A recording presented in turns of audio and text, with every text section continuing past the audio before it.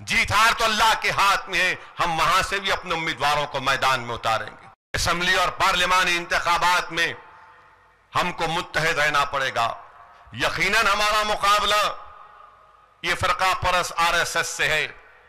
पिछले इस पार्लिमानी असेंबली इंतखाबात में हमारी सफों में इंतशार पैदा करने की कोशिश किए, बड़े बड़े लोगों को मैदान में उतारे, मगर नतीजा ये निकला कि वो भी घर जाकर बैठे और नतीजा क्या निकला कि बीजेपी खत्म होकर रह गई आंध्र प्रदेश में। आज फिर से कोशिश कर रहे हैं और अल्लाह का इतना बड़ा करम है कि जिन मुखालिफीन मजलिस इत्तेहादुल मुस्लिमीन के पास उम्मीदवार नहीं है खड़ा करने के लिए हैदराबाद से, इनके पास कोई उम्मीदवार नहीं है खड़ा करने के लिए, सोच रहे हैं, मीटिंगें कर रहे हैं कि किसको खड़ा करें। अरे तुम मत खड़े रहो, तुम मिल्लत में इंतशार मत पैदा करो।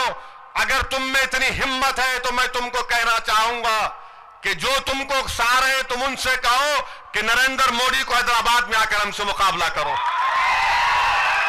अगर मोदी नहीं लड़ना चाहता तो अडवाणी से कहो, तुम जाकर कहो, तुम जिसकी गुलामी कर रहे हो उनसे कहो कि अभी हमारे बस की बात नहीं है, तुम खुद मैदान में मर्द बन करो, तुरंत इनसे मुकाबला करो। यह बेहतर होगा, यह बेहतर होगा। और याद रखो, जो लोग निफाक की कोशिश कर रहे हैं, कौम तुमको कभी माफ नहीं करेगी। यह गरीब आवाम तुमको कभी माफ नहीं करेगी। तुम किसके इशारों पर नाच रहे हो हम जानती है। आज हमारा मुकाबला उन लोगों से है जो हिंदुस्तान के सेकुलरिज्म को खत्म करना चाहते हैं। क्या नरेंद्र मोदी रिजर्वेशन का कायल है? नहीं है। क्या आरएसएस दलितों के रिजर्वेशन की कायल है? नहीं है। यह इसलिए नहीं है क्योंकि इन्हीं का बीजेपी का एक पासवान सदर शेड्यूल कास्ट का कहता है कि हम तीसरे नस्ल जो दलितों के उनको रिजर्वेशन नहीं देना चाहते। यह सोचना पड़ेगा दलितों को, क्या बैकवर्ड क्लास के रिजर्वेशन के कायल है? नहीं है।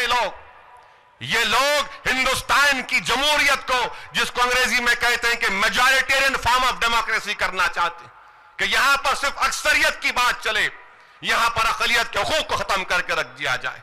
इसी अजीज दोस्तों, हमारी लड़ाई रास्त आरएसएस से है।